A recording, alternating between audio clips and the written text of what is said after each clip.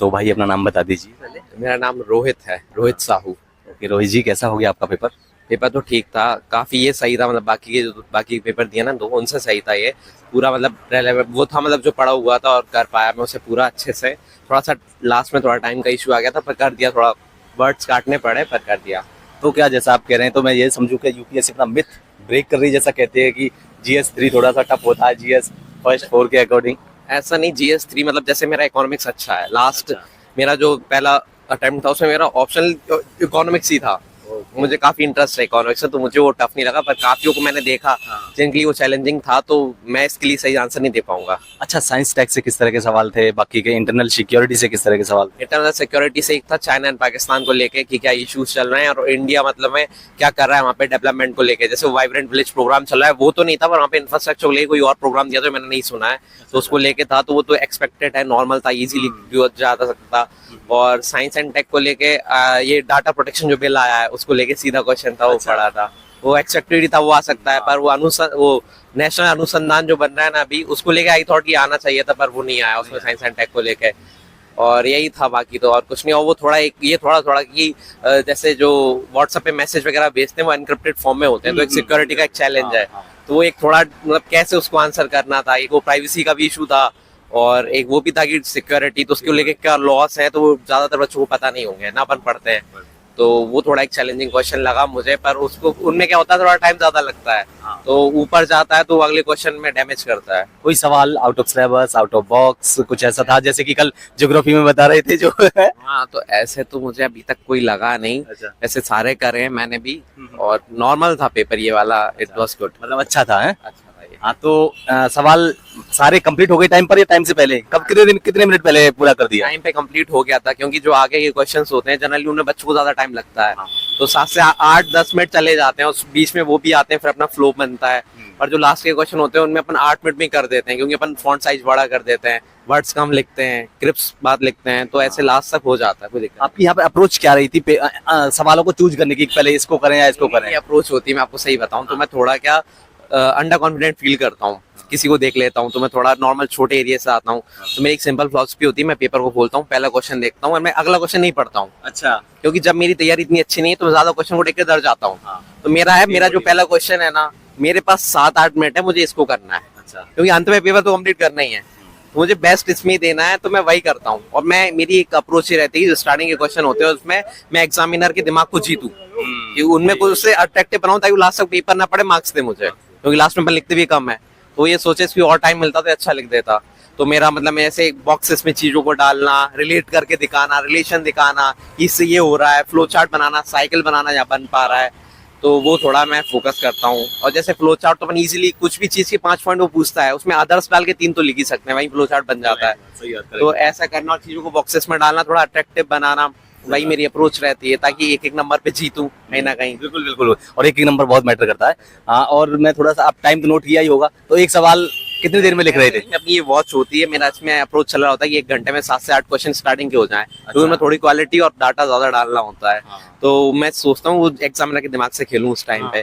फिर बाकी तो आगे तो मैं देखता जाता हूँ कि मेरे पास इतना टाइम है, सबसे स्पीड बढ़ाता जाता हूँ। जैसे भी मेरे पास 1 घंटा, तो मेरे पास 7 क्वेश्चन थे, 15-15 मिनट, 15 नंबर वाले, तो फिर मैं उनको जैसे तैसे करता गया, तो वही वो 8-10 मिनट में हो जाता है 15 वाला, क्योंकि लास्ट में अपन कंटेंट भी कम लिखते हैं और फास्ट चलते हैं थोड़ा, फिर थोड़ा एक्टिव भी हो जाता है, माइंड भी एक्टिव हो जाता है, हाथ भी खुल जाता है एकदम। अपन राइटिंग, आंसर राइटिंग की उस पे इतना फोकस नहीं करते हैं कि अपनी राइटिंग कैसी आ रही है, क्योंकि स्टार्टिंग में अपन ने उसको दर्शा दिया है कि अपन कैसा लिख सकते हैं, और वो भी जानते हैं 3 घंटे में लिखना कांस्टेंट होता है।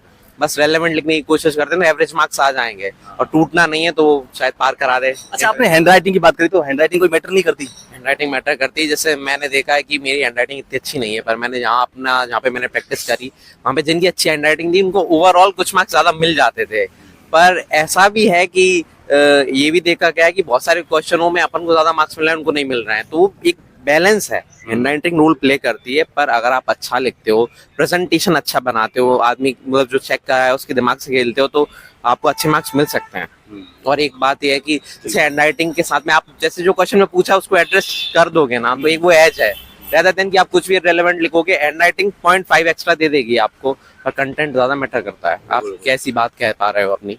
अच्छा, आपने यहाँ पर क्या कहते हैं पॉइंट फॉर्म में लिखा, पैराग्राफ फॉर्म में लिखा, किस तरह से लिखा था? मैं पैराग्राफ में नहीं लिखता हूँ, मैं सिर्फ पॉइंट फॉर्म में ही लिखता हूँ। मेरी वही आदत है, इवन मैं ऑप्शन में भी वही फॉलो करता हूँ, तो वही कर पाता हूँ मैं। क्योंकि जब मैं पैराग्राफ में लिखने जाता हूँ तो बातें रिपीट और बहाना वहाना हो जाता है, एकदम ब्लंडर करसन ऐसा, और मुझे ही समझ में नहीं आता है। तो मैं पूरा पॉइंट और पॉइंट पॉइंट लिखता हूँ मैं, और पॉइंट ज्यादा लिखने की कोशिश करता हूँ। जैसे एवरेज 4 है तो मैं चाहूंगा 6 तक पहुंचे गाड़ी। लास्ट में क्या कहना चाहेंगे जो लोग तैयारी कर रहे हैं, उनको किस तरह की अप्रोच फॉलो करनी चाहिए आंसर राइटिंग के लिए? आंसर राइटिंग के लिए सबसे पहली अप्रोच तो ये है कि मतलब खुद पे भरोसा रखें, और दूसरा कि आप जो है मतलब कोचिंग पढ़ा रही है उससे अलग जाएं, टॉपर्स की कॉपी देखें और सिलेबस को गो थ्रू करके उनके रेलेवेंट कंटेंट बनाएं। वो ज्यादा और कम बनाएं, उसको ज्यादा बार पढ़ें, पर हर टॉपिक पे नोट्स होने चाहिए, आपके पास लिमिटेड नोट्स हो। कंटेंट बहुत इंपॉर्टेंट है। आंसर राइटिंग तो आप जो मेंस मेंटरशिप प्रोग्राम है उसमें बहुत अच्छी हो जाती है, मैंने सिर्फ इसी बीच में करी है। अच्छा, मैं पूरे पेपर कंप्लीट कर रहा हूँ, अच्छे से कर रहा हूँ, वर्ड लिमिट में कर रहा हूँ, तो वो तो हो जाता है, इतना चले नहीं, पर तुम्हारे पास कंटेंट होना चाहिए और तुम पहले आंसर राइटिंग स्टार्ट कर दो तो एक कॉन्फिडेंस रहता है। बाकी कंटेंट बिल्डिंग बहुत इंपॉर्टेंट हो जाती है, और बाकी तो भगवान जाने जो भी होता है। हाँ तो भैया अपना नाम बता दीजिए। मेरा नाम नवीन परिहार और आपका भैया? साकेत राज साहू। अच्छा, दोनों का पेपर कैसा हो गया? पेपर ठीक गया, मतलब अब एथिक्स का पेपर है, वो लेंथी तो आता ही है, तो उस हिसाब से मेरी एक स्टडी छुट्टी है, बाकी ठीक है। अच्छा, पेपर छूट गया था, इतना लेंथी था। एक स्टडी छुट्टी है। और आपका भैया? मेरा हो गया सारा। अच्छा, पूरा पेपर हो गया टाइम से पहले या फिर टाइम पर? हाँ, मतलब टाइम से 5 मिनट की जो बेल बजी थी उसके पहले हो गया था, तो लाइन खींचने का टाइम मिल गया था। अच्छा, दोनों लोगों से मैं पूछना चाहूँ कि पिछली बार के कंपैरिजन इस बार पेपर टफ लगा आपको, इजी लगा, कैसा लगा? लेंथी था, कैसा था? हाँ, लेंथी तो था इस बार पेपर, टफ और क्योंकि इजीनेस की बात करूँ तो? टफ और इजीनेस नहीं, कोई टफ तो नहीं था, लेकिन लेंथी था पेपर। अच्छा, हाँ। पेपर मतलब सवाल इस तरह के थे कि हो रहे थे वो? हाँ, और भैया आपको कैसा लगा? एथिक्स का जो है सवाल तो उसके होते ही है, बस लेंदी था, तो जो क्वेश्चन के पहले कंटेक्स्ट देते हैं, फिर उसके बाद उसका क्वेश्चन करते हैं, तो पढ़ने में जो टाइम लगता है तो उसके कारण लेंदी हो जाता है, फिर पेपर फिर छूटने की संभावना बढ़ जाती है। वो तो अच्छा हुआ कि जो केस स्टडीज थी लास्ट की 4 वो छोटी आ गई, तो बच गया, नहीं तो 2-3 छूट जाती है आज भी। जब 2022 का भी ऐसे भी लंबा आया था, वो उस समय भी छूटा था। तो भैया दोनों का मीडियम हिंदी है या इंग्लिश है? इंग्लिश दोनों का इंग्लिश मीडियम है। और मेंस कौन सी बार लिख रहे हैं आप दोनों लोग? Second time. आप सेकंड टाइम लिख रहे हैं और आप? सेकंड।